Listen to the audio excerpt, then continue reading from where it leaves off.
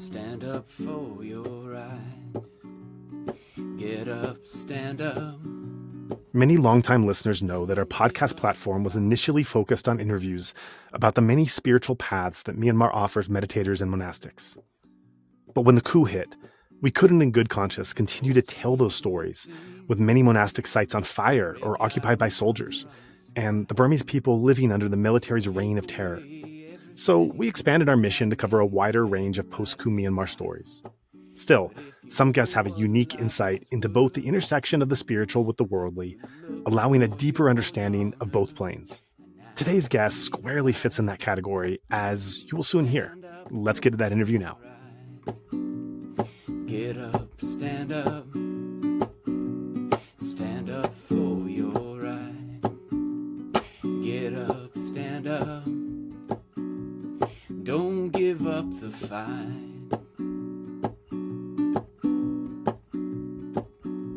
We're sick and tired of your ism schism game, dying to go to heaven in a Jesus name, Lord. We know when we understand, Almighty God is a living man. You can fool some people sometimes, but you can't fool all the people all the time. So now we see the light.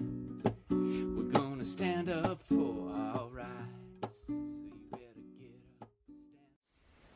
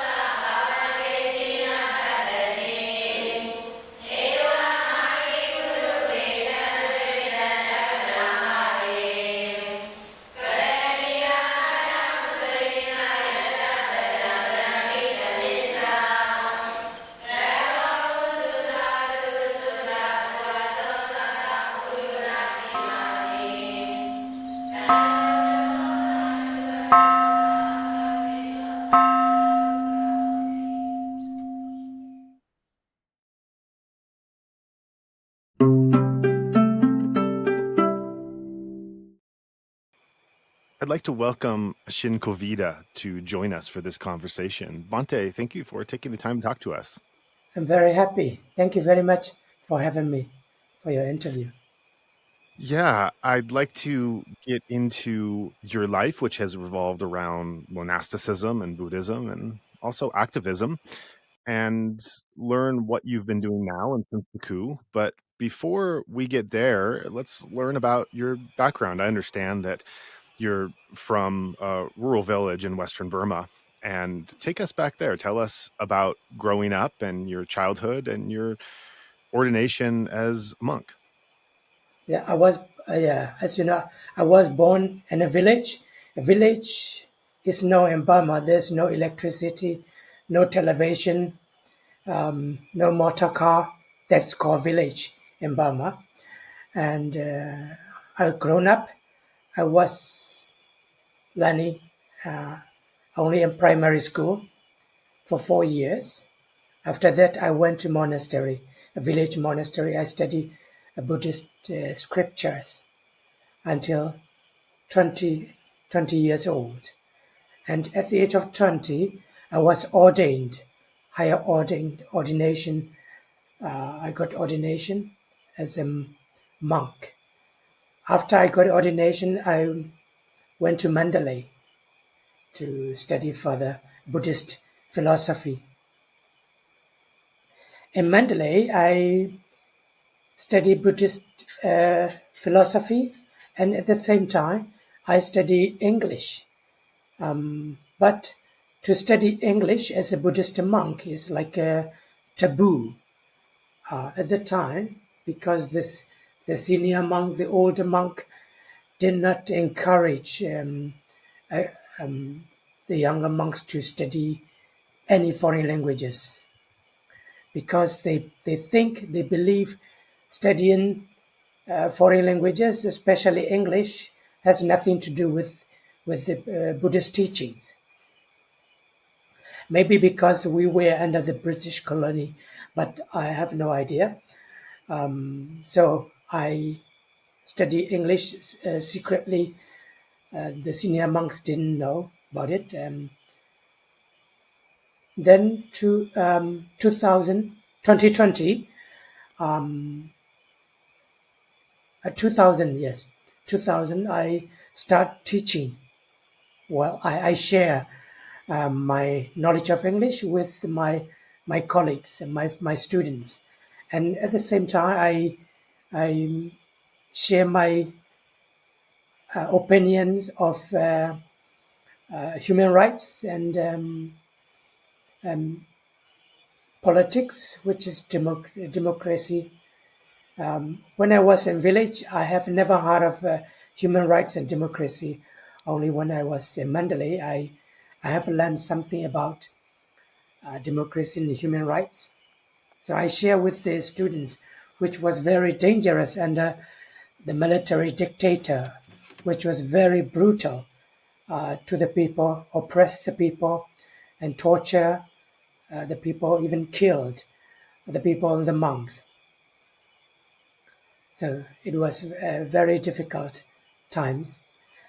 And fortunately, 2006, I had opportunity to go to Switzerland as a refugee.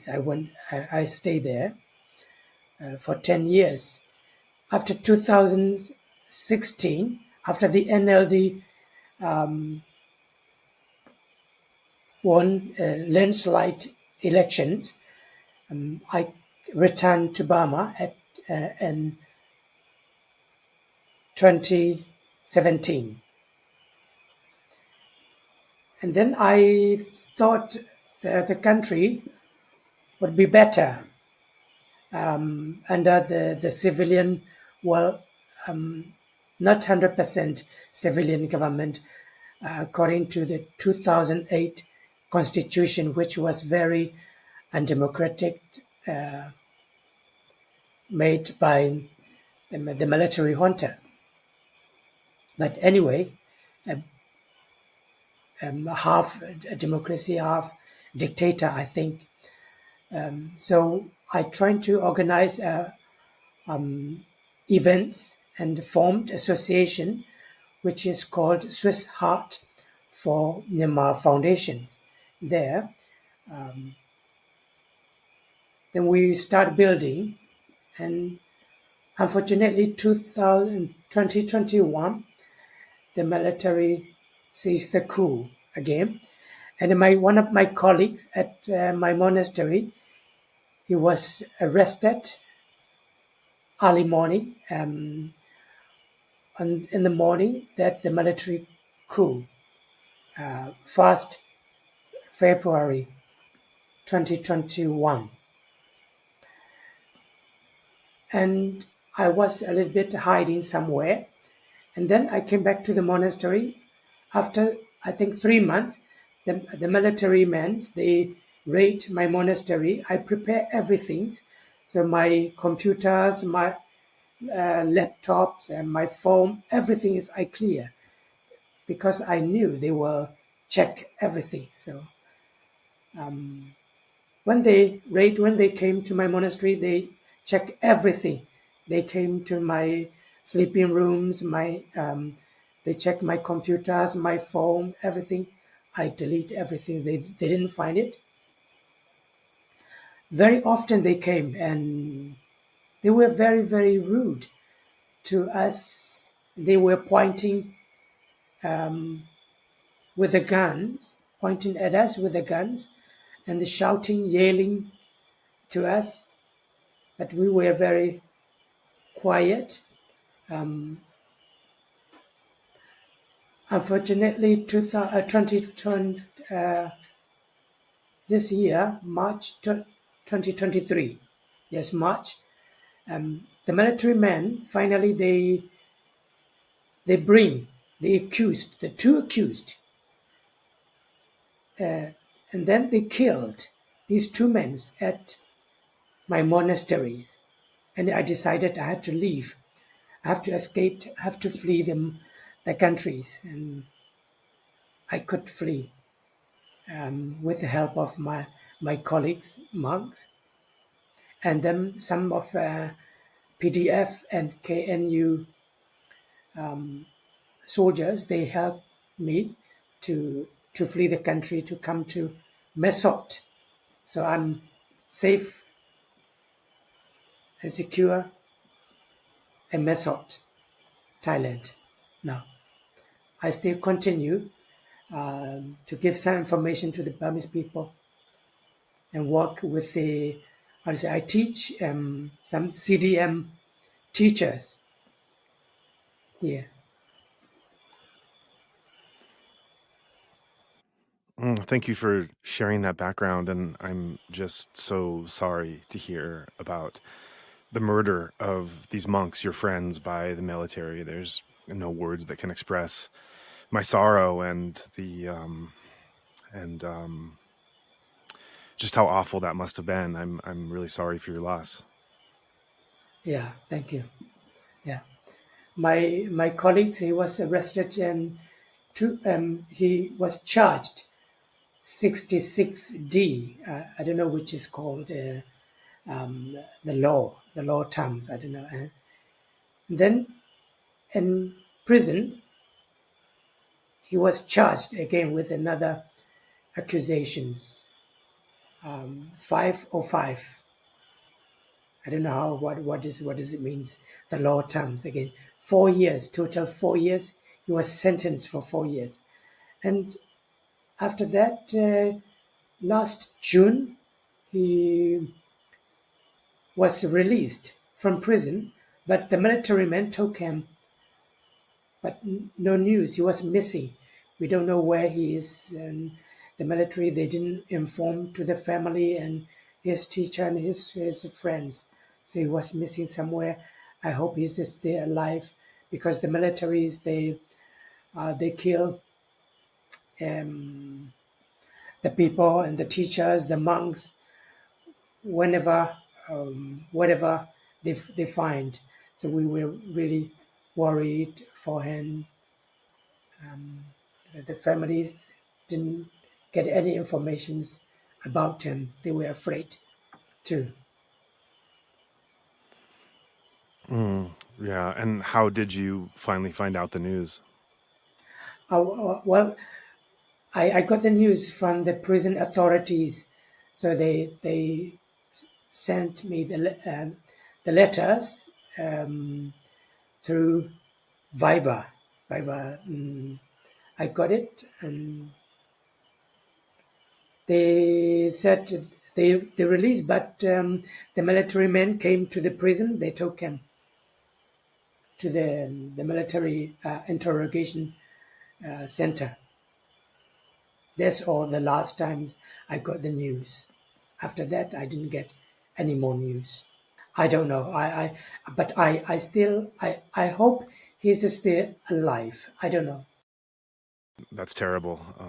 That's just what a snapshot of the reality that so many people right now in Myanmar are going through, and these are the this is the unfortunate stories and the tragic unfolding that we're trying to inform our international audience about. That this is a regime that is calling itself Buddhist, that is murdering Buddhist monks behind bars and not informing as to their whereabouts or their status or anything else, and leaving so many people in such a state of despair. And then this is the work that you're doing and that so many are doing to try to confront this regime. Yeah. Yes. Mm, Because the people really confront against the military regime, because they are really hungry for freedom and democracy yeah. and human rights in Burma.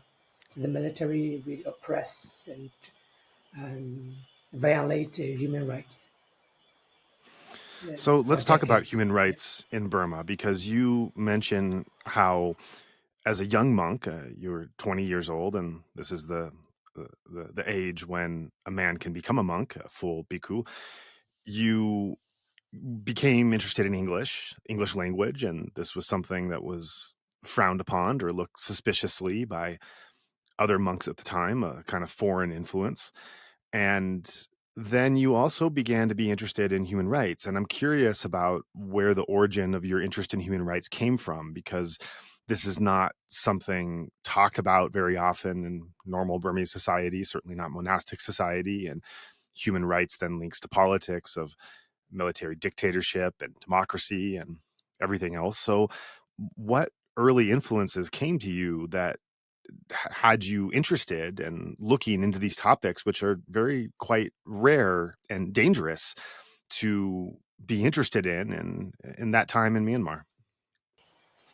Well, when I start learning English, just interested in learning English language. That's it. But fortunately, I met some well-informed, well-educated monks who is really open-minded, and I talked. I had opportunity to talk with him about politics, and then I didn't believe. I didn't support. I didn't like Aung San Suu Kyi at that time because I was influenced by the state media, which is called the New Light of Myanmar, a state-run. How is it? The military printed. So all the times they blamed Aung San Suu Kyi. I talked about it to the monks. So I told him, Venerable Sir, I couldn't understand Aung San Suu Kyi. Aung San Suu Kyi, all the times he talked about democracy and human rights, but the people do not understand what democracy means, what the democracy is, what human right is. If she really want to establish democracy and human rights in Burma, he should educate the people about human rights and democracy. I told I told the monks about it, and then the monk told me, the monk explained to me, and then, well, he said, I want to tell you some saying. He said, if you don't have any opportunity, your ability doesn't account. He said, you have to think that if Aung San Suu Kyi has had any opportunity to educate the people, you have to ask yourself. He enlightened me. So I just start thinking about it. And then, of course, I have a heart about human rights also from the radio, BBC Burmese program and VOA, Voice of American Burmese program. I listened quite often at that time. And at the same time, I received many tourists at my English class, and I asked their help if they can bring a book which is called Freedom from Fear by Aung San Suu Kyi. And they said, oh, it can be very dangerous to bring that books, especially at the airport immigration. They might not allow because they have to show everything.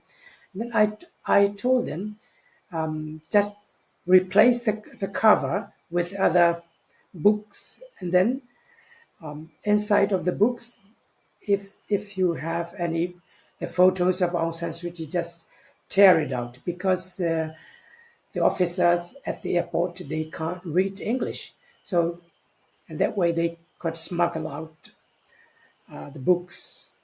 I have read Aung San Suu Kyi's book, Freedom from Fear. That also really enlightened me about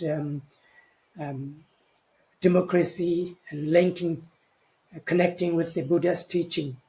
So really, that helped me to appreciate her books and understanding human rights and democracy, connecting with the Buddhism.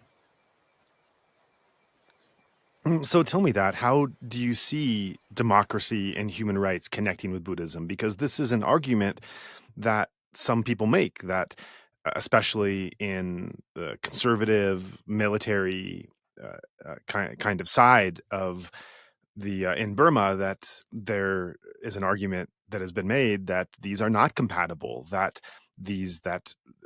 a Western understanding of human rights and democracy style, that these are not in accordance with the Buddhist teachings, and that to have a Buddhist country, you need to operate society in a different way, and that these would actually be harmful for the survival of Buddhism and the Sasana.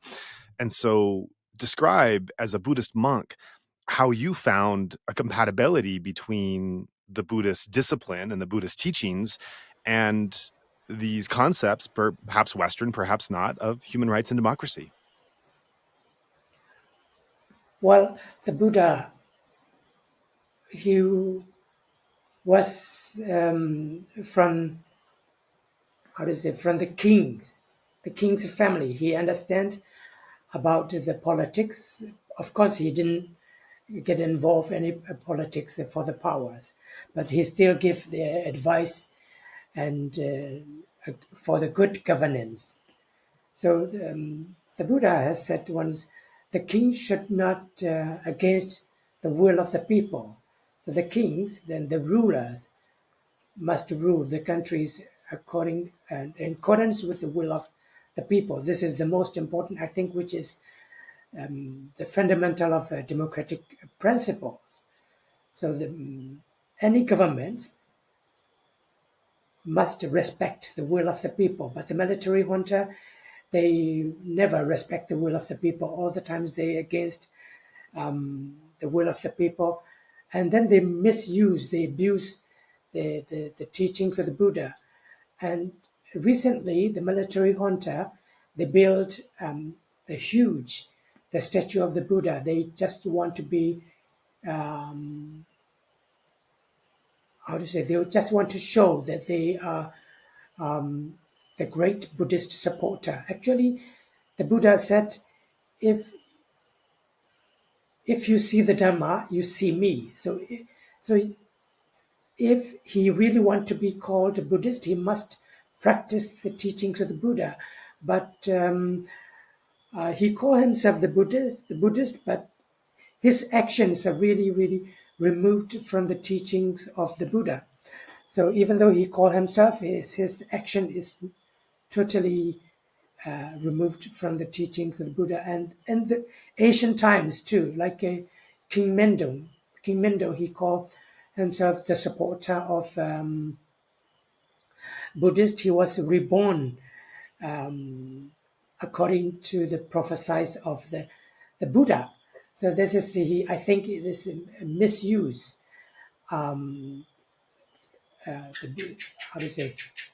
Buddhisms, religions, and majority of the Burmese people in Burma, the people are Buddhist. So they misuse the name of Buddhism. So until now, the military junta, they misuse the religion. Actually, they do not really practice the Buddha's teaching. So actually, the Buddha encourage freedom and Dhamma, which is righteousness and respect all beings. So which is really which is in the same principle of democracy. So I appreciate you sharing your views and your background, your criticism of how the military has been misusing Buddhism or misunderstanding it. I think a question that I have, that I know many other people around, many other foreigners who've been closely watching what's happening in Burma, have also had this question, and that's why these senior military leaders are not called out. You know, what they're doing to someone, even to someone who's not Burmese, someone who's not Buddhist, they look at their actions and they see their actions and claiming they're doing things to defend Buddhism, and yet what they're actually doing are against all the Buddhist precepts of how they're killing and stealing and not only using intoxicants, but actually making a lot of money from intoxicants, from narcotics, on and on and on. They're breaking every core Buddhist principle and precept, and yet they're not just calling themselves Buddhists, they're saying that they're defending Buddhism. And certainly you have some senior monks who are playing some kind of role in being able to support them or cover for them. But I think one of the questions that some outsiders have is, why are there not more monks that are speaking up and speaking loudly? And I know that there's an enormous risk for this, and I know that you're one of those monks who's doing this, but I think outside of Burma, to say this sensitively, you and people like you are not so well known. Your names are not so common, and your work is not so common. And so why is there not more of a movement, more of a voice, more of a shout even from the real Buddhists and the real monks from Burma that are saying, these people running the country, they are not Buddhists. They are not practicing Buddhism. They are going against everything that Buddhism stands for, and this has got to stop. And they are outside of our religion. They are misrepresenting us. They are destroying the real teachings that we're trying to follow. This kind of, in English at least, this kind of movement, this kind of voice, and I don't mean to say this as criticizing, because I know that the risks for doing this are extreme. You know that it's not so easy to just say these things against a brutal military dictatorship. Even if you're outside of the country, you have friends and networks and families that can be impacted. But still, there's this confusion on the side of foreigners that they think they understand something of what the Buddha was teaching, and some of Buddhist principles and practice, and certainly meditation, and there's also some naivete there of I think of the way that they've come to understand Buddhism in the West. But at the same time, they're uh, as they see how this brutal dictatorship is claiming to be Buddhist, there's no strong voice that is being picked up by the media. And then maybe it's also some responsibility of media outlets that are not trying to cover this or give attention to this story as much as possible internationally. But it's not being heard there. And so this confusion rests, and it's a question that I get all the time. I'm sure you get from your foreign friends as well. How can this country, which has been the birthplace of this mindfulness movement, the birthplace of so many meditation traditions and so much wisdom, how is this the same place where these brutal dictators are also using this religion, manipulating the religion to justify their violence? And I think, to me, one of the ways I've come to answer that is that there's not a compelling and a powerful voice that from inside, whether it's inside Burma or exiles who are living outside Burma, but there's not a compelling voice that is getting attention, that is calling them out consistently and showing them that they're not Buddhists and they're not following in the Buddhist teachings. And so I wonder what your thoughts are on why there hasn't been this kind of counter argument, this critical look that has been calling out these military leaders that foreigners and Westerners are able to hear from, and to understand that there is this real difference of opinion as to what is in line with Buddhism in Burma and what is not. Well, I think the Western medias, I think they less interested in Burma. I think they give more attention to the Ukrainians, and I think, of course, there are some not many monks, only a few monks who speaks out against the militaries, and many monks, they are afraid of killing. The Buddha has said, among the gift of Dhamma is the most precious of Dhamma is the truth. So to speak the truth, even you have to give the life for the truth. In Burma, many people give their lives for speaking the truth. And the young people, the students, and some monks also Of course, yeah, after, I say, 2013, after Mabata, nationalist monks organized, supported by the military junta. I think the monks also, they are confusing because the monks, most of we monks were born in a village that we were not well informed about politics, so we were fooled. Many monks were fooled by the military. So of course they are afraid of losing the, the the religions, the Buddhist teachings. Actually, the Buddhist teaching, you know, we will lose the Buddhist teaching under the military junta. Buddhism would be, I think, the teaching to the Buddha would be flourish under democratic principle, because the Buddha's teaching encourage criticism and critical thinkings. So Buddhism is really in line with the democratic principle. So you referenced Mabata and the rise Yeah. of that movement in 969 and Riratu in the 2010s. Tell us your reaction and your thoughts as you saw this movement and these and leaders of this movement start to get more attention, not just in Myanmar, but around the world. Did you see what was happening before it got so popular and when it was starting, before it got so much attention? And then as it started to become so big, what were your thoughts and concerns as you were watching it? Well, the monk's reputation was very, really good. And the last 2007 Saffron Revolution. But after Mabata was formed, I think the monks' reputations were very declined and notorious about the monks' reputations in Burma. Of course, when at that time I was in Europe, and when I get in contact with some of medias, so who visit Burma, so as soon as they go to Burma, the first they get the interview is the leader of Mabata, Ashin Kovida.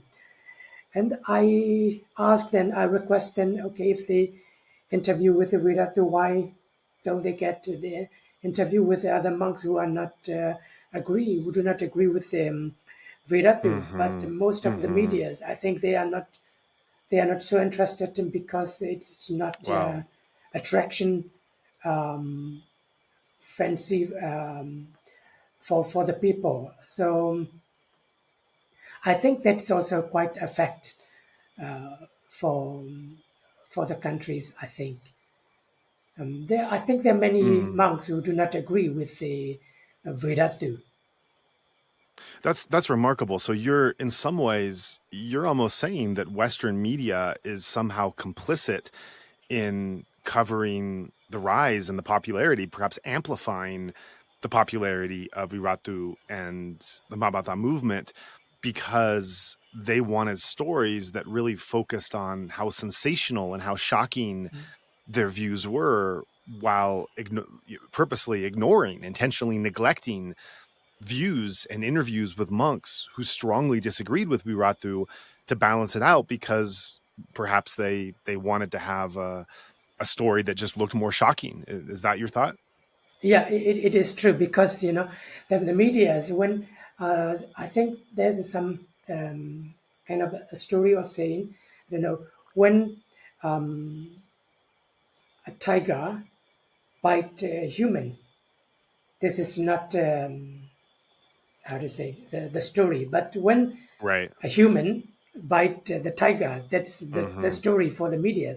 So, but when the monks against the dictator, when the monks how to say against Mabata, it is not really a story for the media. I think when the monks really get involved in violence and extremist, that's shocking stories, interesting stories for the Yeah. medias, I think.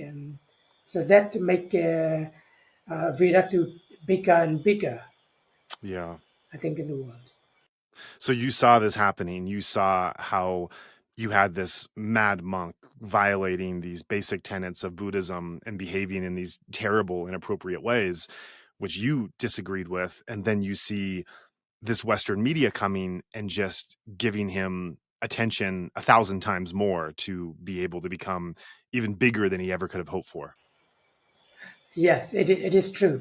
I think it would be nice to give balanced information, interviews, informations from both, how to say, opinions, both sides, where we just practicing freedom and democracy in Burma. I think it might be helpful to get the help from the international communities. Sure. And you reached out to these media and you tried to talk to them, to interview with them, to suggest other progressive monks they can interview. And you say they were simply not interested in hearing your stories or your views. Is that right? Yeah, it is true, because it's not really interesting for them. I think the monks who do not agree with the Viratu, that's not so interesting, I think, for them. Yeah. How about your thoughts and opinions about Riratu himself? Not the media attention, but looking at the conditions that led to him and the movement and the monks around him that he built, that and the views that were being expressed. Did you know of him before he became famous? And as he started to gather attention and started to express these views more and more, as a fellow Buddhist monk, what were your thoughts and concerns as you were watching this develop? I knew him before he was well known in the world. I knew him. He was. I know. He was anti-Muslim. I think last 2002, 2003, he started making hate speech to Muslims. And so 2004, 2000, I think 2003, yeah, he was arrested for attacking the Muslims, because I think at the time the military junta, they arrest him because he want to show to the, I think, Indonesia and Malaysia that they are not to tolerate anybody who attack the Muslims, because Indonesia and Malaysia is majority Muslim countries. They want support from these countries. The military junta wants support to these countries. Viratu, he himself was educated monks, but he's not well informed about the world, about human rights, and he was very influential monks in Mandalay. Since after he was released from prison, I thought he changed his mind, but he didn't change it. After the military junta visit him, approach him, I don't know how they persuade him. Immediately, he formed Mabata, and then against the Muslim, and then the NLD, Aung San Suu Kyi, all the times. So, of course, there are many monks who do not agree. My colleagues, monks who was imprisoned, who is missing, also do not agree with him. And why do you think his movement was able to be so big in Burma? Because I understand that Western media has amplified his voice abroad so that people in the West have a outsized view of him and his influence that was partly created by this Western media coverage. But at the same time, you can't blame Western media coverage for how big he got in Burma, because these are Burmese Buddhists speaking Burmese, not speaking English, not following Western media. Um, and by the time Western media came, he already had a big following. He already had an influence. And, this was really big. I remember when I was living in Myanmar and the monasteries, I would go to practice meditation. And suddenly I would come to those monasteries and I would just happen to see 969 stickers, in the shrine room. And I don't know who put them there. They weren't, these things are complicated. It wasn't necessarily that the Sayadaw that I had been talking to at the monastery supported 969. It could have been a lay person who came and just put a sticker on himself without asking. You don't know these things.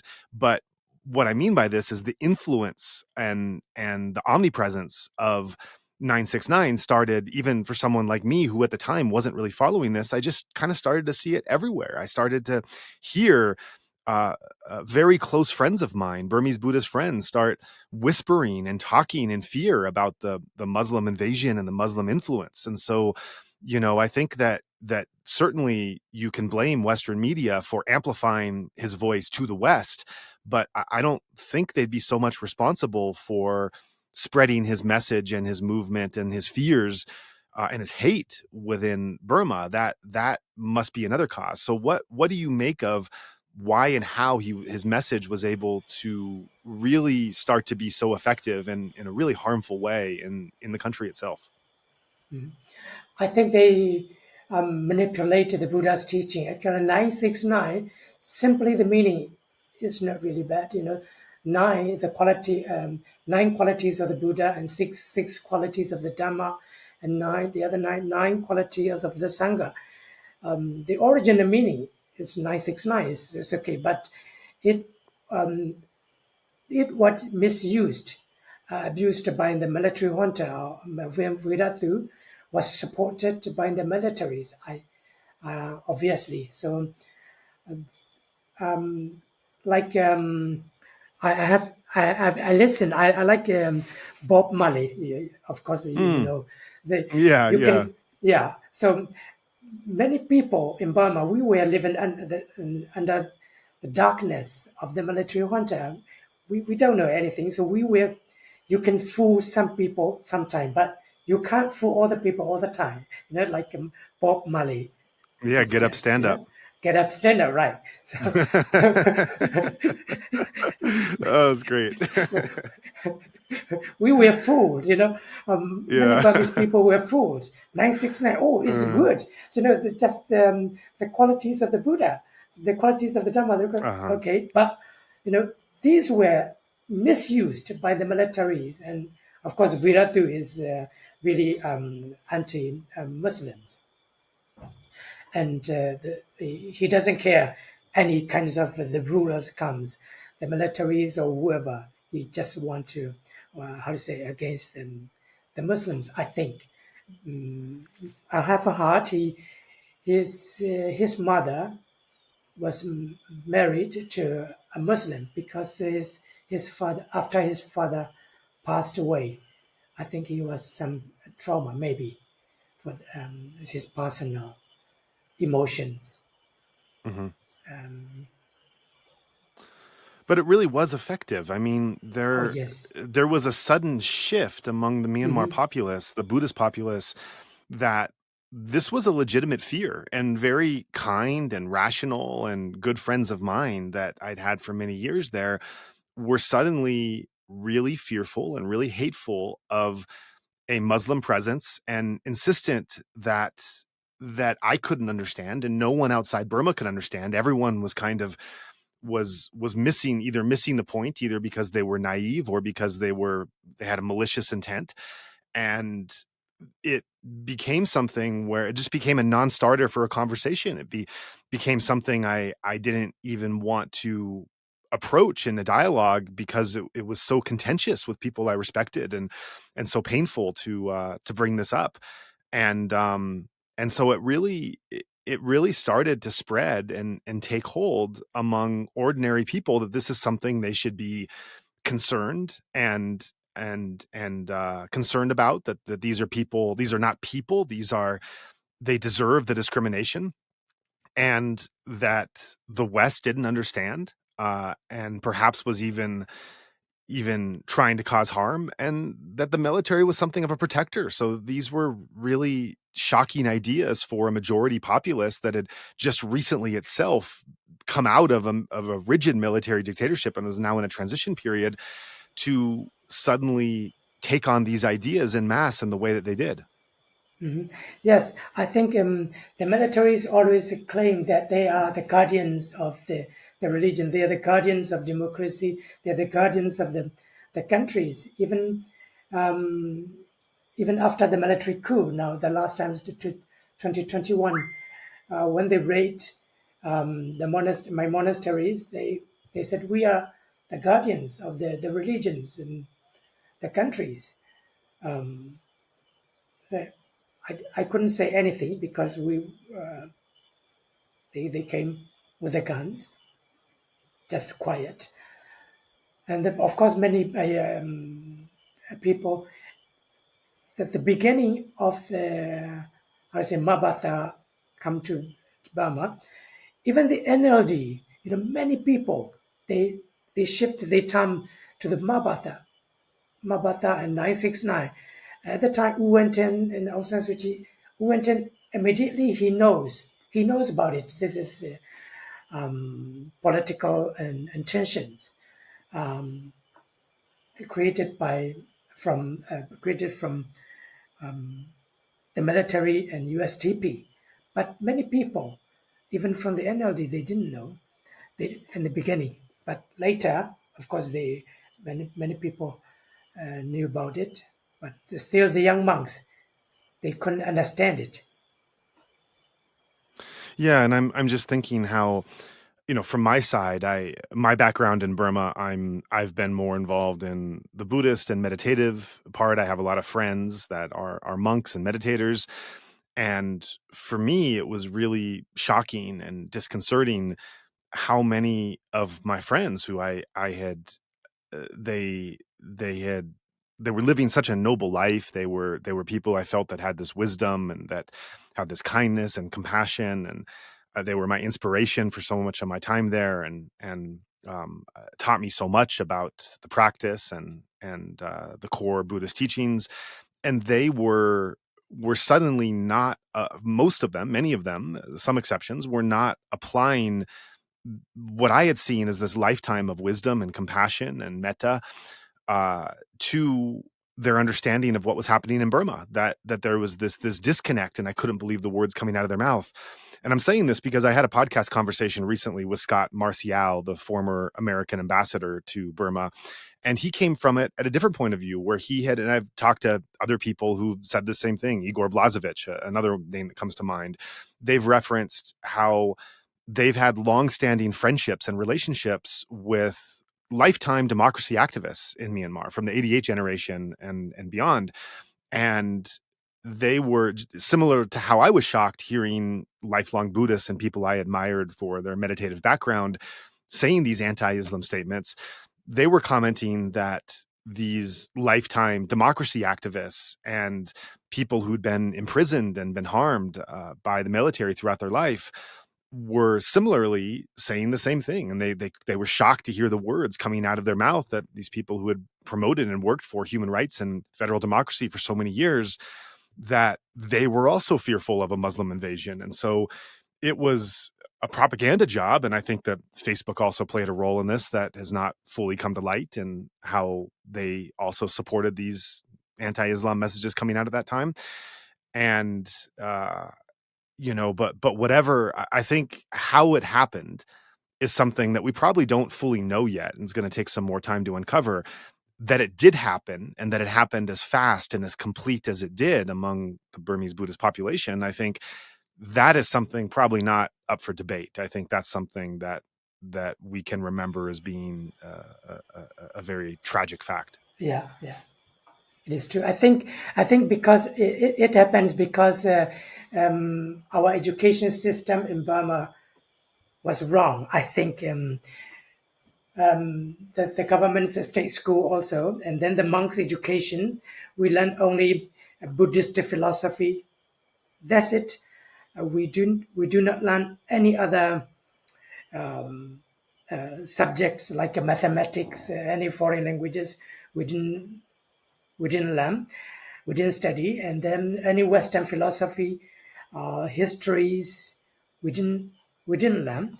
I think the government, the military junta, they did not encourage for the monks to learn any other subjects that make us like a blind faith, a blind to the world. I think so. We were not well informed about the world too. That So what was your thought as you saw this movement taking off in the 2010s, so the Islamophobia that was happening and the Rohingya crisis? What was your, how were you personally watching it and feeling as you saw this unfolding? well, I thought 2000, I think 2012. I think Vedathu, he was freed. I talked with him. It is not the right way. At that time, I was in Germany. Through the messenger, I talked with him, but he didn't agree with me. And then I wrote some article about him. Of course, he was also against me. Rohingyas issue. I think it is the problem because the military juntas, they didn't amend the citizenship law. It's very, I'd say, helpful, and especially 21st centuries. The citizenship law in Burma, 1982 laws, no foreigner can become a Burmese citizen. Even if they married Burmese woman or man, their children cannot become citizens of Burma. Even the next year, only a third generation would be half Burmese citizen. This is a citizenship law. It's not helpful for the countries too.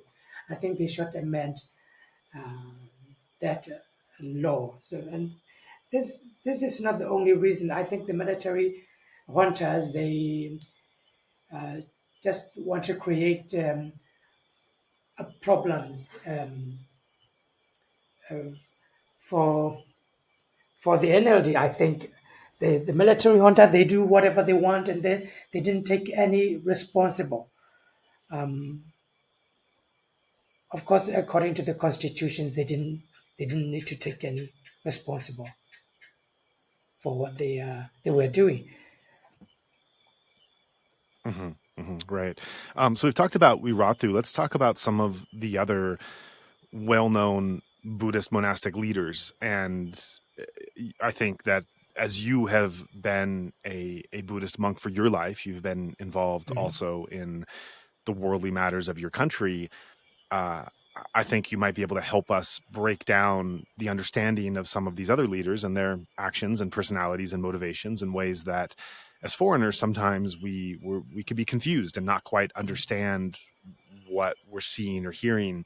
So let's start with Ledi Sayadaw. He's perhaps the most famous monk in Burma. He's someone who himself early in his career faced problems and threats from the military regime. He's someone who also has done an enormous amount of humanitarian work around the country in ways that we've never really seen before from a Buddhist monk. And yet he's also come to be seen as many as pro-military and or as sympathetic. There are some that would argue this, that that he's not quite understanding how he's being manipulated and used, and there are others who say that he's very clear and very intentional of what he's saying and how that is supporting this current regime. So what's your take? What's your relationship with Ledi Sayadaw? How have you known him? Have you known him personally? And as you followed his career and his role, what have been your thoughts? Well, I have learned something from him at his university in Saṅgha for 1 year. Well, you can say he's my teacher, one of my teachers. My teachers. As you said, at the time under the military junta in 1997.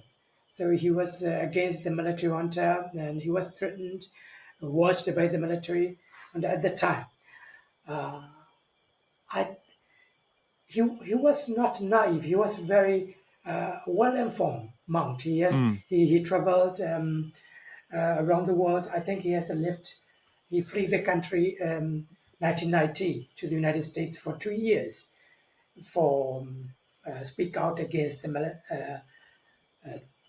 military junta at the time. I think he is he works for his own popularities. I think when he speak out against the military, because of the whole country, across the country, against the military junta, so he just want to get support from the people against the military, and then how to say 2013, and then approach Aung San Suu Kyi, and then Aung San Suu Kyi, she in the beginning they were a bit quite understanding, but after informing the Mabata, Aung San Suu Kyi did not invite him anymore. And then I think the Ledi Sayadaw, he was not happy with her. And then another monk, well-known monk, maybe you might know, Kenda from Yangon, from Mobi Monastery. He's well-known, and he's very close with the military. And then he advised the militaries to approach Ledi Sayadaw. Ledi Sayadaw is following his own popularity. And then, of course, the militaries also visit Ledi Monastery, and that way I think they were the military and Ledi Sayadaw, they were very like a close friends. The military took care of him. They took him by military jet. He was very pleased for that. Since then, I think he support the militaries. Now, I think that many people understand. They do not support Ledi Sayadaw. Before, every day he has a Dhamma talk everywhere and across the countries. Now, nobody, I think, majority of the people do not invite him. The military support anymore, anyway.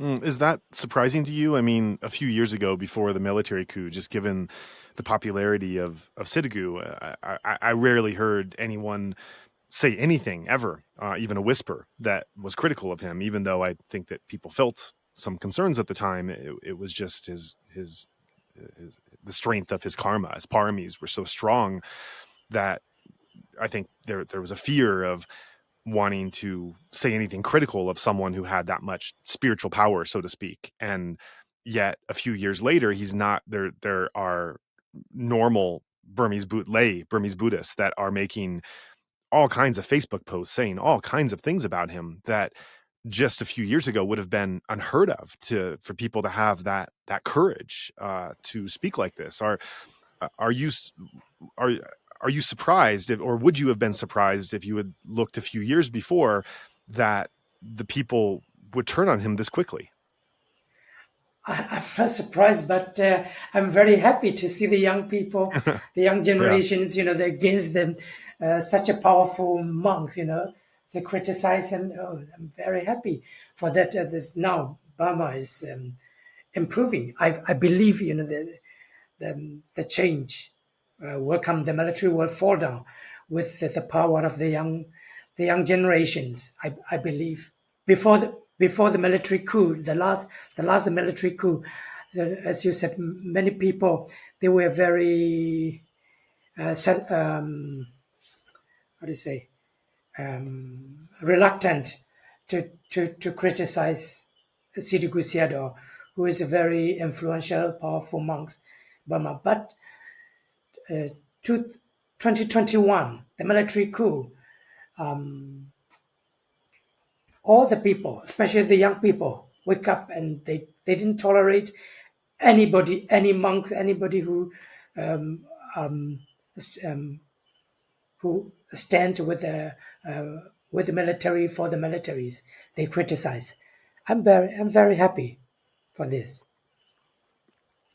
Well, that opens up a really interesting discussion there of there's two different ways of Buddhist thought, I guess you can say. One way is that the monks are in a different field and a different area of life, a different sphere, a different realm than the normal lay people, and that there's been a feeling for some time in Burma that lay people should not criticize monks. It's not appropriate, that monks need to take care of themselves and lays need to take care of themselves, and that it's just as monks maybe shouldn't comment so much on the worldly or political affairs, lay people also should not so much interfere with criticizing the way monastics teach or follow the Vinaya or these other things, because that's really up to the monastics to administer themselves.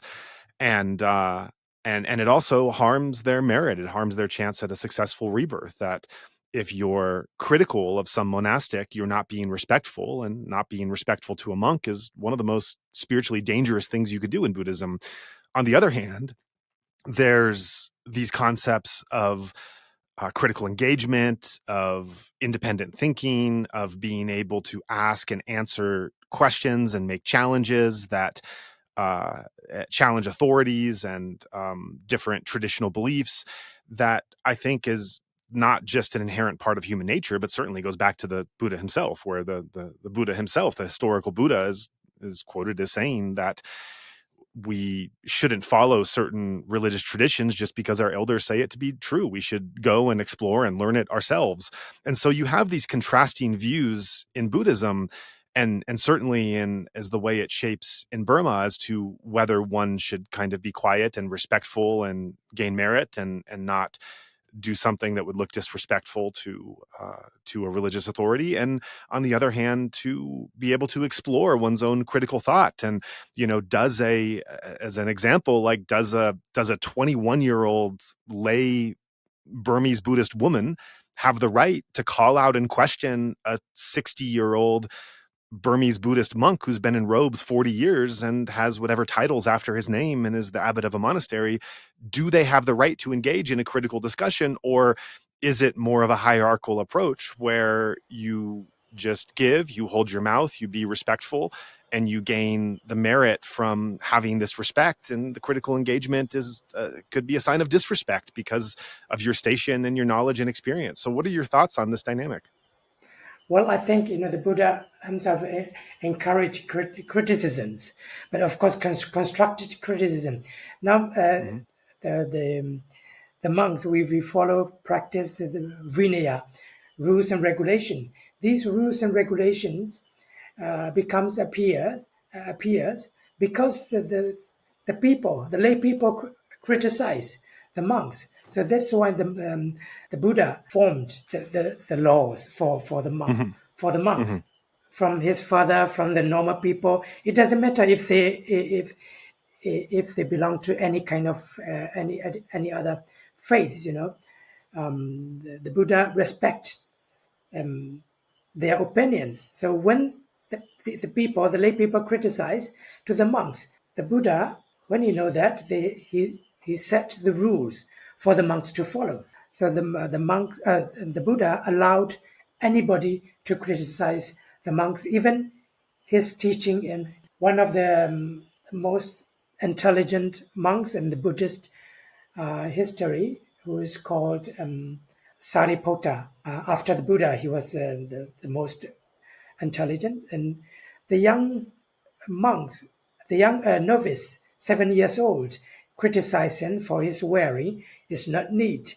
And then Sariputta, he was very welcomed criticism from the young novice.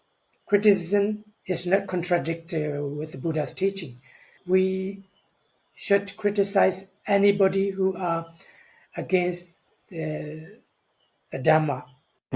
Thank you. Thank you for that. That's important to hear. Another thought that comes to mind is that whenever a society is going through a dramatic transformation, the traditional patterns and practices and religions of that society are threatened because there's a concern that this transformation is going to make some of these traditional beliefs less important, less relevant to the younger generation moving forward. And we saw that in the British colonial period. I mean, in the British colonial period, there was a real fear that the sasana was going to be lost and the Buddhist teachings were going to be lost with the loss of the Pathanapine and the king no longer around to support it, the British colonial authority in place. Missionaries are now arriving preaching Christianity and everything else. And Ledi Sayadaw played this incredible role in being able to make Buddhism and Buddhist teachings relevant for the modern age, rather than trying to protect them or preserve the way that it was practiced before against this really threatening tide of modernity coming. Ledi Sayadaw was able to take those core teachings, adapt them, and then make them relevant to the present age. So he wasn't afraid of science or Christianity or British colonialists or English language or anything else. He actually used some of these. He used and he understood these modern concepts to be able to show how Buddhism was relevant for the modern age.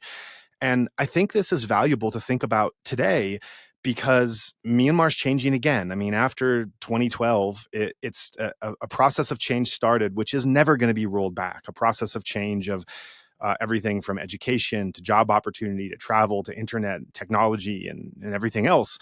And it seems to me that there's this fear among Burmese Buddhists that the only way to protect Buddhism against this change is to build a protective layer or shield against the whole world, and to keep the society and the country frozen against all outside influence and change as a way of protecting these older traditions. And this seems to me the opposite of what Ledi Sayadaw was doing. And I'd like to get your views. I'm not Burmese. I didn't grow up in this society. I spent 15 years living there, but I don't have the perspective you have, and certainly not as a monk.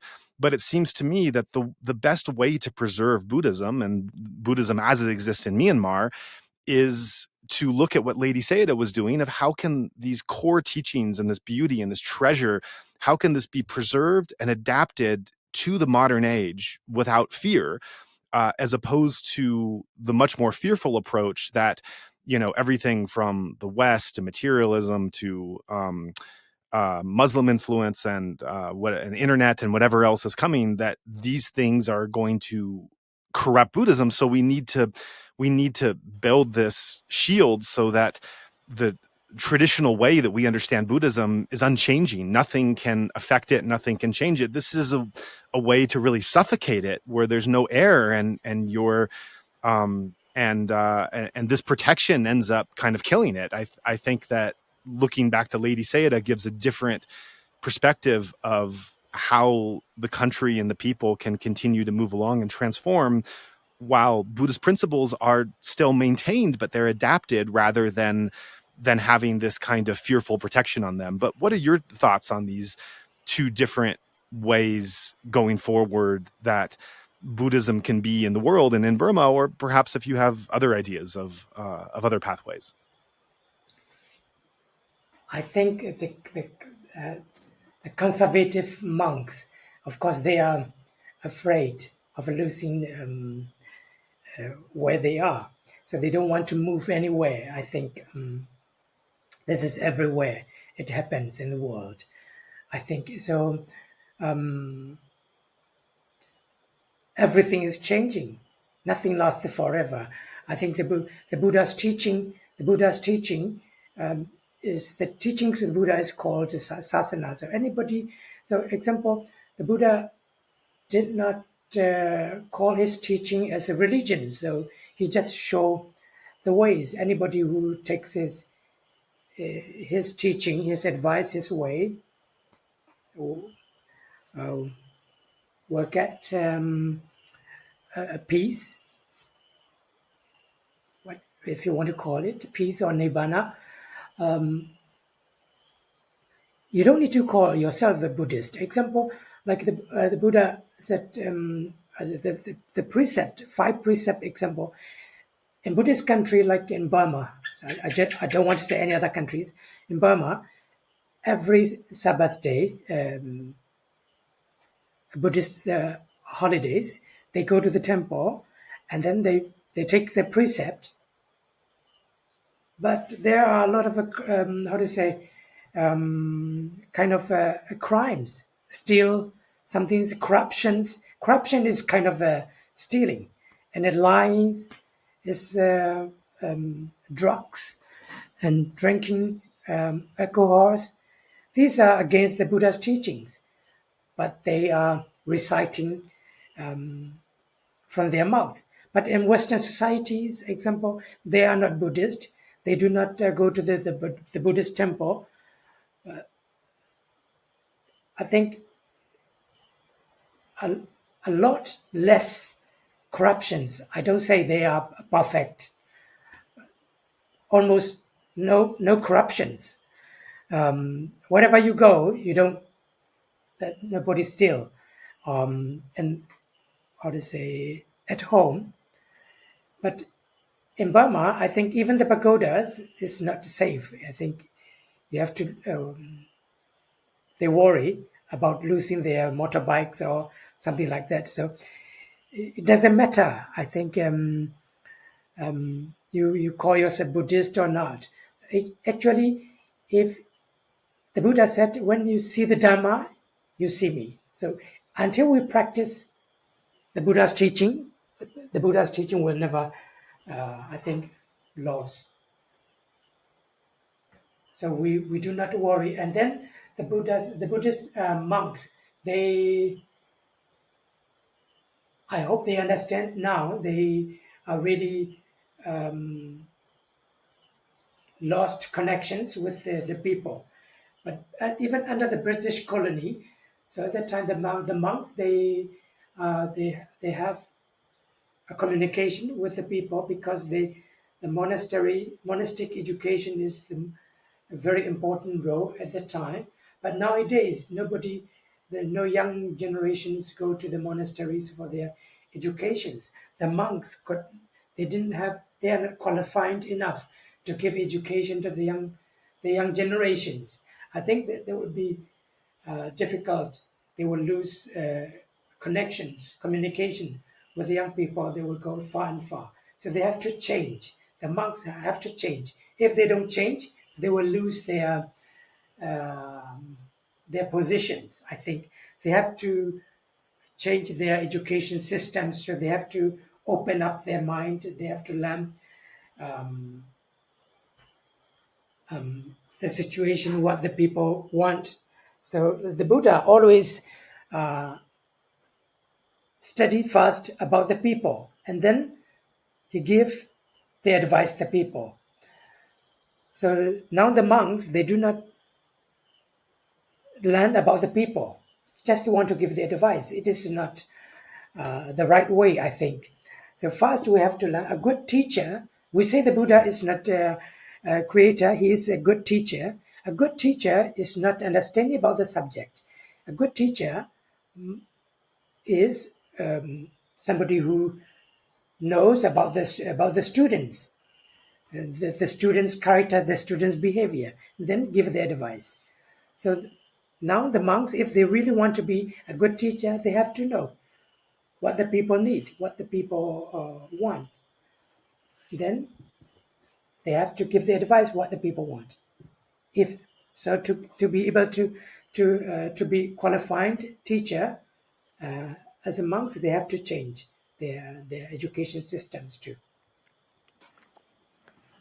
That's a powerful answer, and it also goes back to this conversation we had a little bit ago, where we're looking at what is the relationship between lay and monastic. Is it reciprocal in terms of giving and respecting and deferring and not engaging? And I mean, even going back further, 100 years ago, the sometimes lay people would go to a Dhamma discourse. A monk would give would give a sermon, and he would put a fan in front of his face and sometimes speak using Pali, and the lay people couldn't understand a word he said. He would sometimes speak for 3 hours, and and just the fact of going and sitting and offering and bowing down, that was merit. And this was another way that Ledi Sayadaw really revolutionized and brought these teachings into a modern age, was that he gave sermons that actually spoke to people, actually gave them knowledge, actually engaged their critical faculties. It wasn't just going to a sermon and gaining merit by listening, but it was actually engaging the mind and giving you agency to be able to practice and think about these things yourself. But this is still an ongoing debate, even though in 2023, we don't really have monks who speak for 3 hours with a fan in front of their face where not a word is understood. That part has changed at least. But there's still this question of, to what degree are lay people allowed to engage with monks? How can they critically challenge them? How can they disagree with them? How can they call them out if they, as you say, in a constructive way, where they're able to not keep their mouths shut and express a concern and feel validated, feel they have a place? And I think this discussion also moves to an examination of another monk I want to bring to you, and that's the Bawa Sayadaw. And in the statements of the Bawa Sayadaw, I've seen a real paranoia of modernity. He seems very, very afraid of development and influence beyond Myanmar, and feels that he's indicated that the only way to save and preserve the Sasana and Buddhism in Myanmar is to prevent an economy and prevent opportunities and prevent travels, and that all of these things will eventually destroy Buddhism, and that basically you need to keep the country frozen in time, because, as he said, once people start to be educated, once they start to get opportunities, they lose their interest in Buddhism. And as the country develops, Buddhism gets lost. And so the way to preserving Buddhism is to prevent the country from developing. That's not, he doesn't say that last point, but that's the only real logical conclusion you can come from, and listening to him, at least for me. So what are your thoughts on the Bawa? And we should also mention that, like Sitaku Sayadaw, the Bawa Sayadaw faced enormous discrimination and problems from the military in his life. He was not prevented to study medicine in school, which he wanted to do because of his Chinese ancestry. The military would not allow people with his blood, even though he was a full-fledged Myanmar citizen, or I should say, actually, he was not a citizen. That was the problem, but he was deprived citizenship, full citizenship. He was a second-class citizen, but he had spent his whole life in Burma, but he had Chinese blood, so he was denied educational opportunities. And then when he started his mission, the military was constantly trying to shut him down and persecute him and causing him all kinds of problems. It was only when the NLD came to power that his mission really was able to grow with the freedom that NLD allowed. So, like Sitaku Sayadaw, it's a very interesting example of someone who has suffered from the military's influence over him and his mission, and yet now seems to act and speak in ways that are very appreciative and supporting what the military is doing, and being very fearful of the loss of Buddhism through development in Burma. So what's your relationship with the Bawa Sayadaw, and how have you seen his movement grow? I think the Bawa Sayadaw is not well informed. I think Sitaku Sayadaw is, how to say, more influential. I think the Bawa Sayadaw is, of course, he's quite well known in Burma, but he's not dangerous to the people. I think Sitaku Sayadaw is more dangerous. Like, I think we are not shortage of the monks who are open-minded, but I think if we have opportunity, I think there will be some many monks who will change the education system. But the military themselves, they do not encourage like Ledi Sayadaw and Upandita Sri Dongkong Sasana Ledi Sayadaw. They are not encouraged by the military. They are banned to travel abroad too until he passed away, because he supported the NLD, Aung San Suu Kyi. So I think nowadays the young monks, they understand they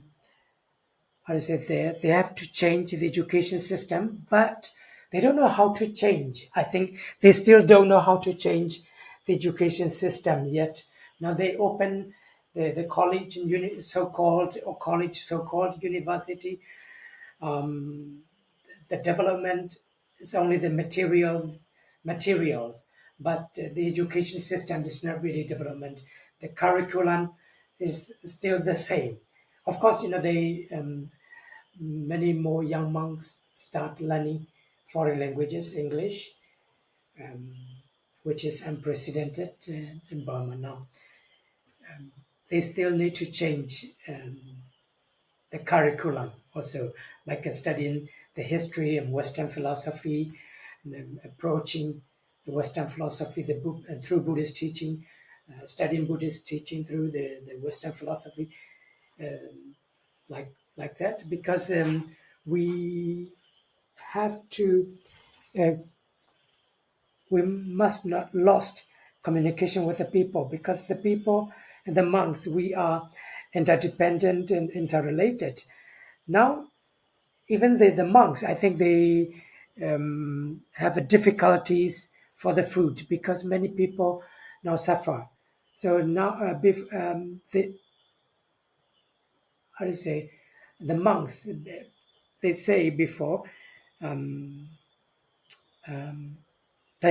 Jishwama Tadana Siben, in Burmese saying, only when the lay people are well-to-do, they will be able to support the monks. So nowadays the people are oppressed by the military junta. The economy is destroyed by the military, so they can't support the monks. So the monks have the difficulties, and so I hope the monk will change their education systems too. Mm-hmm. You mentioned that you think that Sitagu is more dangerous than Yes. Thabawa. Can you explain what you mean by dangerous? Because he's more influential, he's smarter than Thabawa Yitha Sayadaw. Sitagu has more students. He can can be cunning, more intelligence. He can be cunning.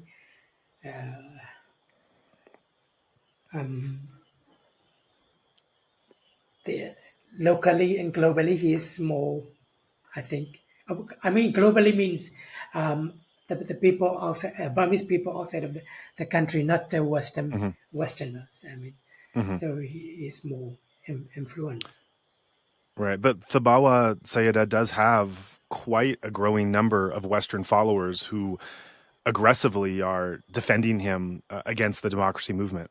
Well, I didn't know that he has a lot of Western followers, but among the Burmese communities, I think in the United States, I think there are many Burmese communities who are against him. Even in Tanlayam, in Burma, I think he lost a lot of his followers, his supporters. He said he has difficulties even to feed the people in his Yetha meditation center. After he was meeting Utenwu, the chairman, Right. the advisor of the NLD. Yeah. Yeah, but he also I don't know how much you've heard his talks, but however influential he is or he isn't, I think his perspective is still very relevant and very interesting to know, because his view is promoting a fear of modernity and a fear of progress and development, and that there's a protectionist and isolationist attitude is the only way to really preserve Burmese Buddhism, and the military is what's doing that. And so I wonder if you can speak to what you see of his beliefs and his perspective, and why these might be relevant in understanding the way that some Burmese Buddhists and some Burmese Buddhist monks are feeling and fearing today. I think there are many Buddhist monks in Burma, I think, who do not agree with him. I think he's a kind of a xenophobia too, and because he got a lot of support, the conservative Buddhist lay people, so that's he's afraid to lose these kind of supports. Now, the young generations, I think they do not accept him anymore. I think even the elder generations, they do not accept him inside of the countries. We are not afraid of him. I think we will worry more. We worry Sidiku Siaro more than the Bawa. Right. He has proclaimed that he is the only one who's capable of solving the Myanmar crisis. Because he believes that he's the only one that both sides listen to and respect. I don't think so. No. He, for us, for the Burmese people, he's almost nothing, I think. If the military did not support him, he's nothing. I see. I do want to spend just a moment on his ideas, though, and not so much to focus on him personally, because I've gotten your understanding on that. But I think that if we contrast these two different routes of how Buddhism can be preserved and practiced in Myanmar, you have the fearful paranoia perspective that Thabawa has promoted, and other people like him have promoted, that modernity, foreign influence, technology, internet, education, development, progress, all of these things, and I should also mention a plural democracy, a federal democracy where you have the inclusion and the protection of non-Buddhists that are part of the country, that all of these features are very dangerous for the sasana, and that in order for Buddhism to be protected, all of these things need to be limited. You need to build walls. You need to isolate it. Otherwise, these influences and features will start to erode and destroy Buddhism, and there will no longer be Buddhism in Myanmar, and the sasana will disappear. That's one way of looking at it. Another way is going back 100, 150 years to the Ledi Sayadaw model, where you're not fearful of change, you're not resisting change, you're actually welcoming it. You're bringing the core Buddhist teachings without watering them down or modifying them or changing them, but you're bringing them into agreement and into discussion with all of these modern features. And yes, it's scary because the quote unquote traditional forms of Burmese Buddhism might have to be changed to fit with the modern times coming. And this can be jarring or discombobulating or scary to some people, understandably, but that in the long run, this kind of meeting the present moment rather than running from it or building walls from it, that this is a better way to try to preserve Buddhism and Buddhist teachings. And so I'd like to get your feedback on my description of these two different roads and these two different possibilities. If you also see these two paths as ways forward that different people are advocating, or if there's other pathways you see, and where you think that Buddhism needs to go in Myanmar in order to be preserved and maintained for the future. I think the Buddhism doesn't need to go anywhere. I think because, like you said, Ledi Sayadaw, he is a revolutionist, so he was criticized by the conservative monks, because he gave a Dhamma talk in plain Burmese language, while the others conservative monks they speak Dhamma in Pali, which nobody understands. And, so we don't need to. The Buddhism doesn't need to go anywhere, but the monks have to change the way to approach the Buddha's teaching, because the Buddha, I believe, the Buddha did not teach his theories, his philosophies. The Buddha just share his experience. So the experience, I think, is the nature. So the nature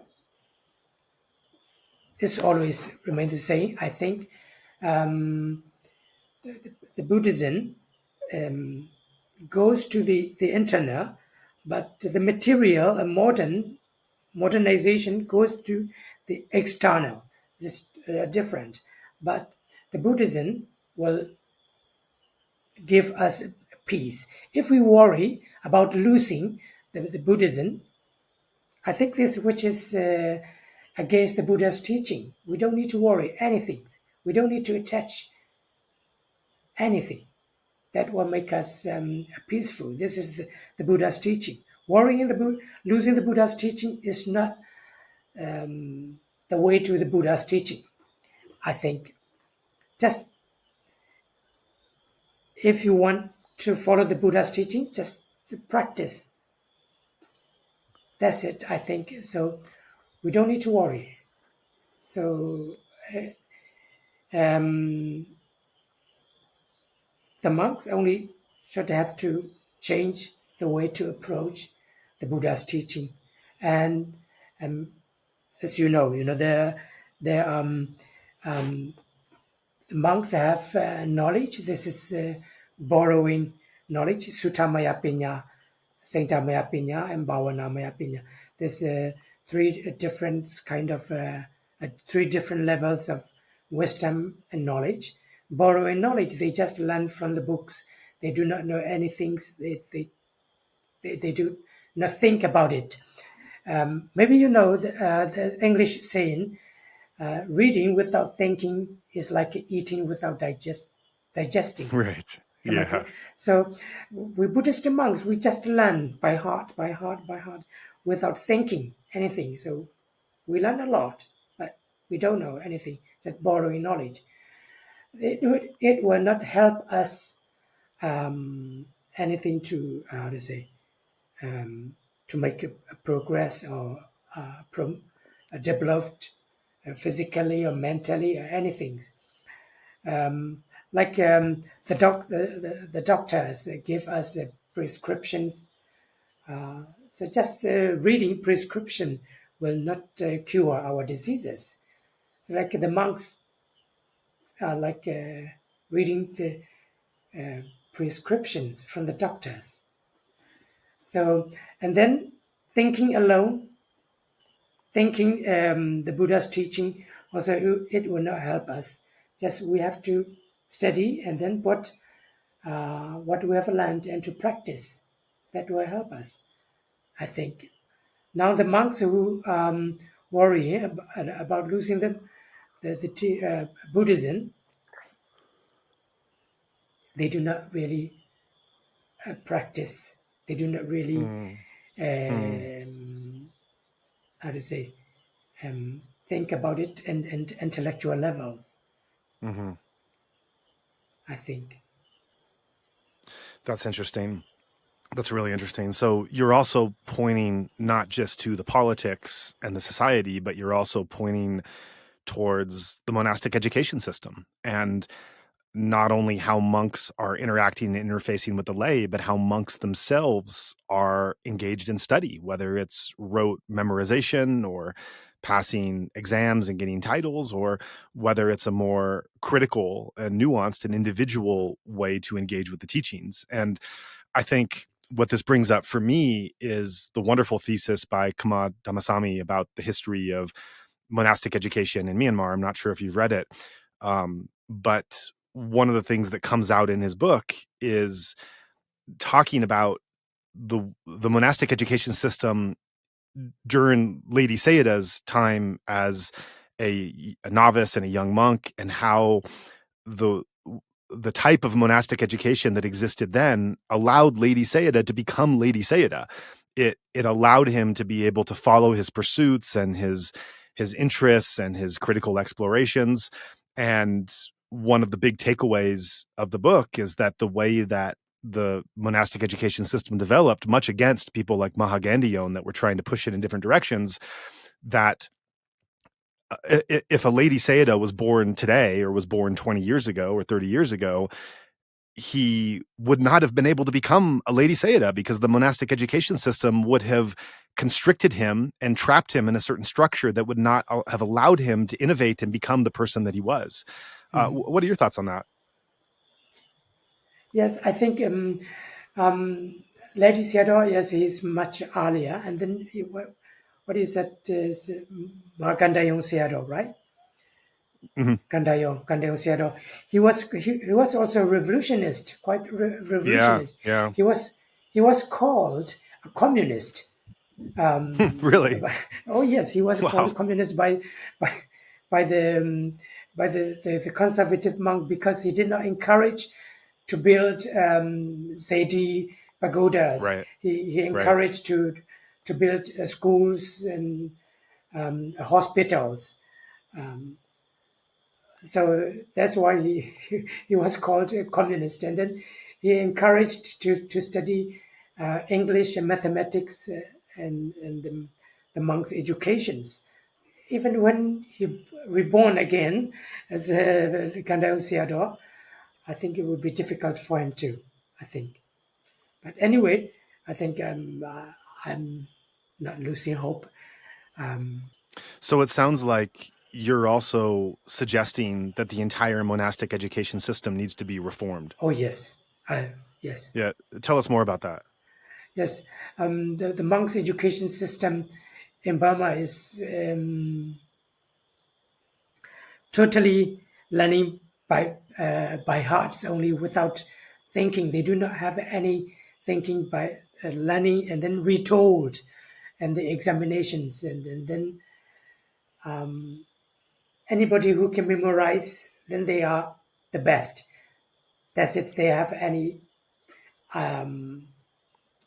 critical thinkings, any ideas. They don't have any ideas about other world. So this is the education system, the monks' education systems in Burma. I hope we cannot go that ways in 21st centuries. We have to reform. And how would you like to see it reformed? We have to reform in 21st centuries, because the Buddha himself, he welcomed criticism. We have to welcome criticism too. We have to open up to the world. We have to open up ourselves to see the world. We have to welcome the world. We have to,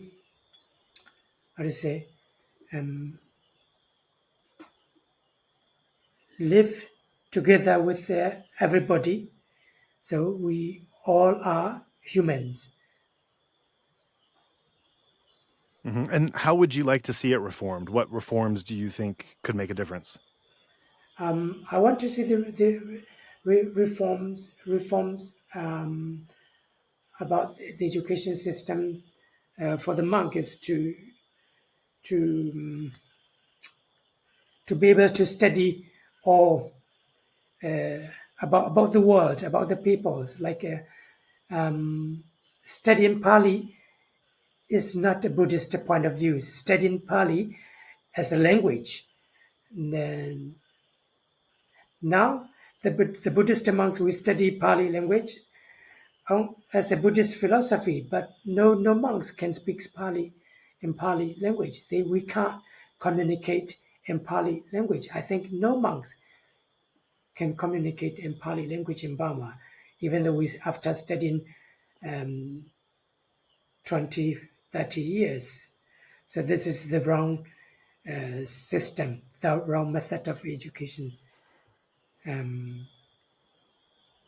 I, I, I want the monks to study the history of the world, not all, but some to extent, and any any foreign languages should be the exam and Buddhist curriculums that will help us to open up. And what are the challenges in preventing this monastic reform from taking place in not just at this present moment? Obviously, that's kind of ridiculous with the current conflict, but looking back the past number of years and even decades, and even looking at like Mahagandhion's life, where his stated purpose of his life was to reform monastic education, to move it away from these exams and rote memorization, and he failed. He did not succeed at the changes he wanted to make to it. Mahagandhion itself, for many years, resisted, and I think it's a little bit different today. It's not quite, the education there today is not quite as it was when Sayadaw was still alive, but overall, this is, in his vision, and also the vision you're talking about, it has been a failure. And so not just looking at this moment, but the past number of years and decades, what have been the forces that have been able to successfully resist these reform attempts? I think without changing the political systems, I think the monks' education system will not change too. So because the politics, the military junta misuse these, naive monks. So first we have to change the politics in Burma, federal democratic, and then I think the monks' education system will follow automatically. I believe. That's not easily. But no, it's not. No. That's a tall order. That's what I was going to say. Yeah. I was thinking how to ask you the question. Are you hopeful, in a way that wasn't depressing and impossible? But are you hopeful? Do you think that this dream is possible? Hopeful. Yes. How so? Why are you still hopeful? Because the monks alone cannot stand. We monks cannot alone stand ourselves. We have to depend on the charities. We are depend on the lay people. If the lay people,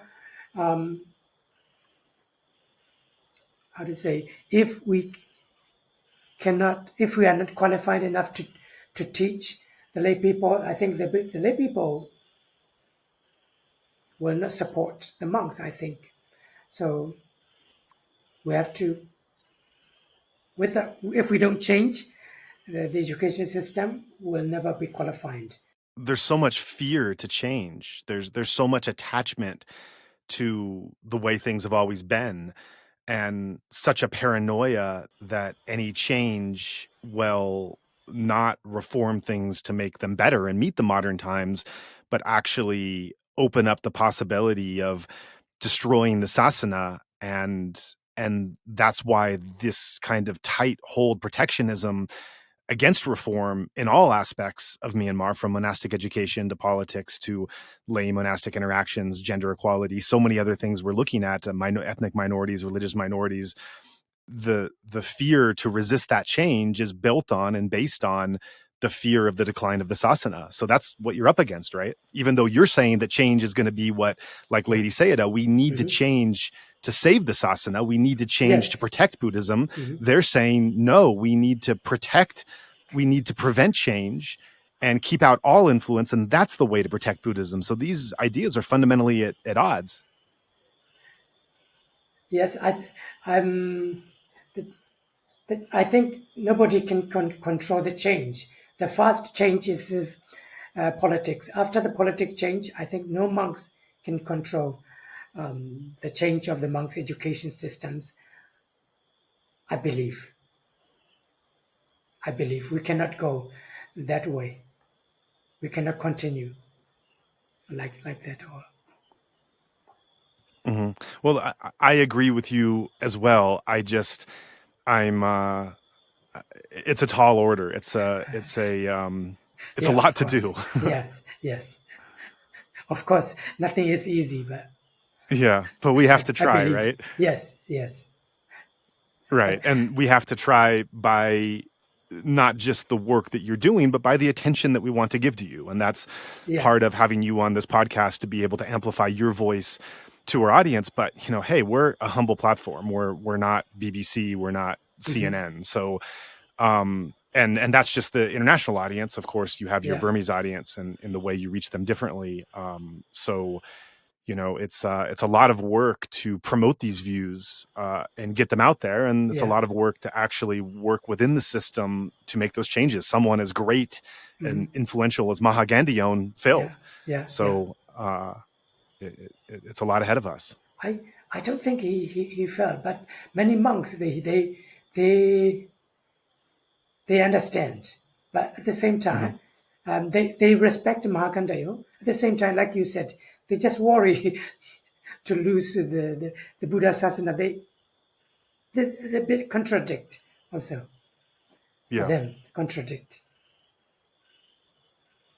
Yeah. So you don't sound like one of those monks. You sound like a monk who is dedicated to the Buddhist teachings and Buddhist discipline, but you're not afraid of modernity and foreign influences. So how do you bring these two together?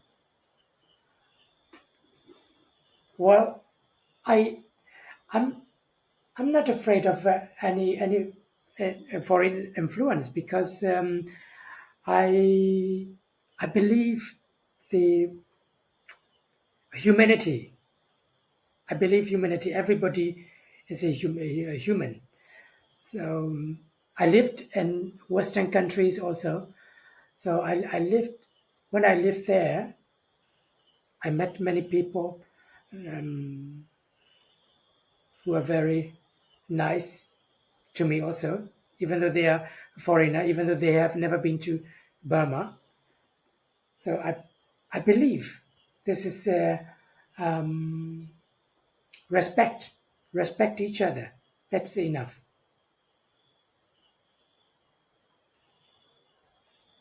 But not just at a personal level, also at a national level, and looking at it through the perspective of preserving the Sasana, you are totally dedicated to preserving the Saṅgha and preserving Buddhism in Myanmar, and yet your way of preserving it is to not be fearful of development and change and foreign influence, but to actually welcome them. And so many monks see these two things at odds. They see one as threatening the other, but you don't seem to feel threatened by it. No, I don't see this as threatens. I think that would be helpful, even more developed. I think like a big fish, whale, he cannot swim in a small pond. When a whale need big oceans, the seas. So like Buddha Sasana is like a whale fish, big fish. He will need a big oceans. So if the development doesn't matter, no matter how much developed, even if the science developed, I think the science, if the science much more developed, I think they will develop to prove the Buddha's teaching is correct. So Right. I'm not afraid to develop that. And why do you think it was that in Saffron Revolution, we saw the movement guided by so many monks who took part? And this time around, it doesn't seem like the monks are so involved. Of course, there are many people like you who are standing up and speaking out, but it doesn't seem to be getting as much attention as what we saw in Saffron. Do you think that's a problem with the media not reporting it and not giving that attention? Or do you think that the monastic participation in this democratic movement since 2021 has not been at the same par as, the same level as Saffron? I feel uncomfortable to talk about the monks here, because Saffron Revolution, yeah, like you said, a lot of monks participate involved. But to 2021, not many monks participate. Like we talked, because Mabata, many monks fear of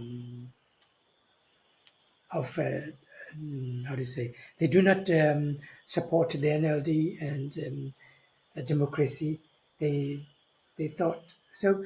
2007, the international communities they saw the peaceful monks protesting on the street, chanting Metta Sutta, and so on. And so the military is brutally cracked down on peaceful marching monks.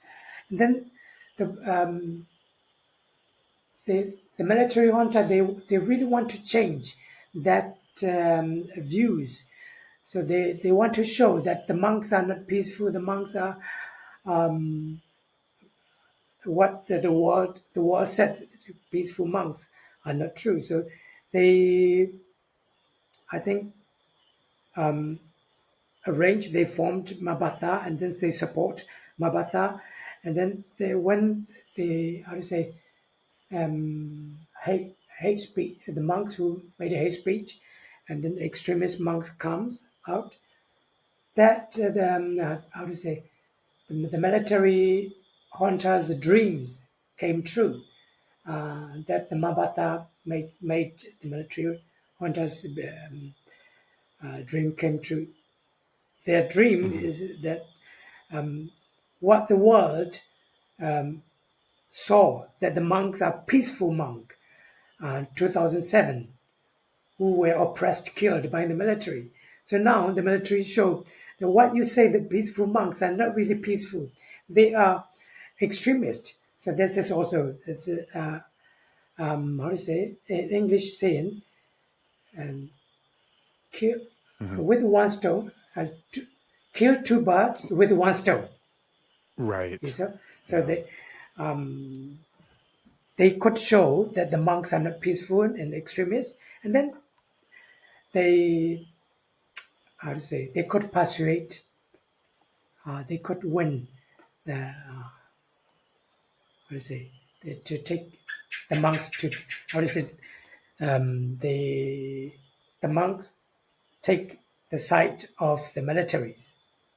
And I appreciate all the time you've taken with us. I know it's late there, and we'll close in a moment. And before we do, I just want to ask you, I think there are many people listening now that are Buddhists and meditators from other countries outside of Myanmar. Perhaps they've gone on pilgrimage or taken retreats, or their meditation lineage comes from Myanmar, and they're listening to this with interest and perhaps wanting to know what they can do from their place of not that much influence, but perhaps a good heart, to be able to help Myanmar win and go forward in the right way, you know, and promote the right kind of Buddhism and the right kind of progressive, open, critical teachings that were the ones that planted the seed of the whole mindfulness movement that has since spread around the world. So much of that originated in Myanmar, and it's gotten into such a more constricted and hateful and fearful kind of mode. And so for those foreigners who have some type of meditation practice or some interest or respect in Buddhist teachings, is there anything they can do? Is there anything you'd like to speak to them? Yes, I want to speak. I want to request all the listeners, the audience of your broadcast, to give more attention to the Burmese people. The Burmese people want democracy and human rights and peaceful, like everybody. So get more information and give the information to your government and ask your government to support how to say the people in Burma who are struggling for freedom and democracy. And we also do not give up. We will struggle. We will work until we reach what we want. which is freedom and democracy, peaceful in Burma. And what can we do from our side to be able to promote and bring out and listen to more voices like yours, which are balancing and challenging these much more hateful, fearful Buddhist voices that have gotten so much media attention, as well as the false Buddhist propaganda that the military itself is putting out with this large Buddhist statue outside of Naypyidaw and the other kinds of Buddhist methodology and false beliefs that they're putting out there. Yeah, I want to speak to all, the medias too. And there are many monks who want to have opportunity to speak out against the military juntas, and then extremist monks here, which is against the Buddha's teaching, removed from the Buddha's teaching. Yeah, thank you very much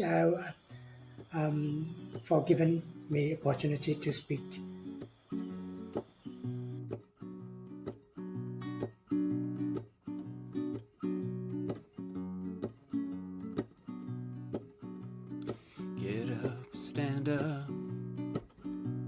Stand up for your right.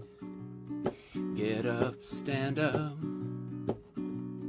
Don't give up the fight. Preacher man, don't tell me heaven is under the earth. I know you don't know what life is really worth. He said all that glitters is gold. Half that story ain't never been told. So now you see the light. You stand up for your right. Get up, stand up. Stand up for your right. I'll be honest. Not only is asking for donations my least favorite thing in the world to do, I find it pretty uncomfortable as well.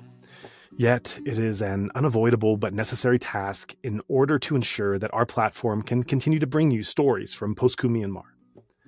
And unfortunately, the truth of the matter is that there is a basic minimum cost to keep our engine humming.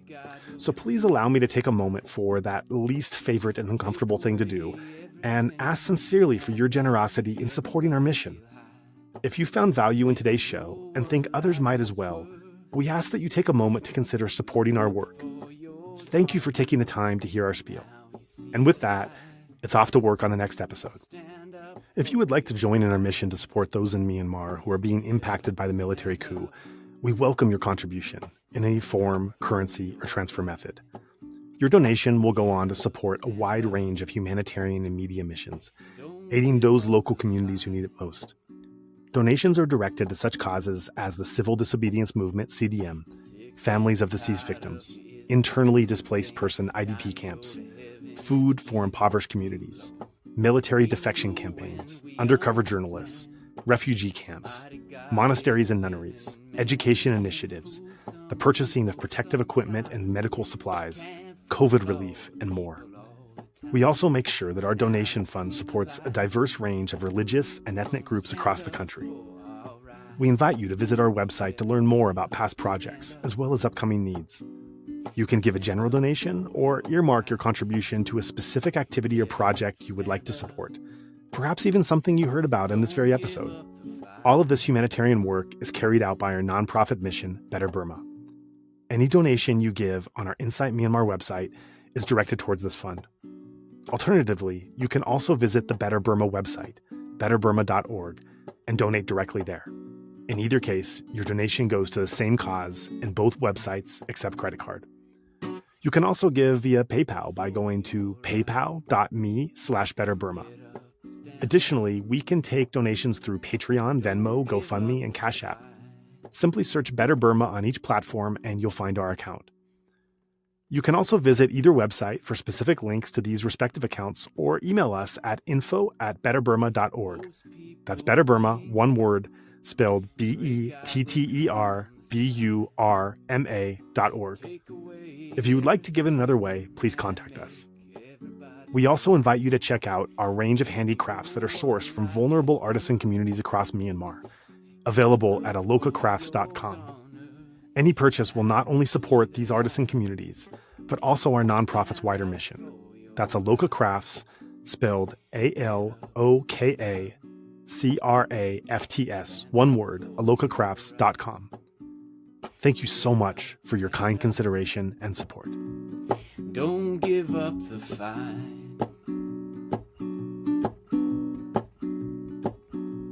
We're sick and tired of your ism, schism game, dying to go to heaven in a Jesus name, Lord. We know when we understand, Almighty God is a living man. You can fool some people sometimes, but you can't fool all the people all the time. So now we see the light, we're gonna stand up for our rights. So you better get up and stand up. Stand up for your right. Get up, stand up. Don't give up the fight.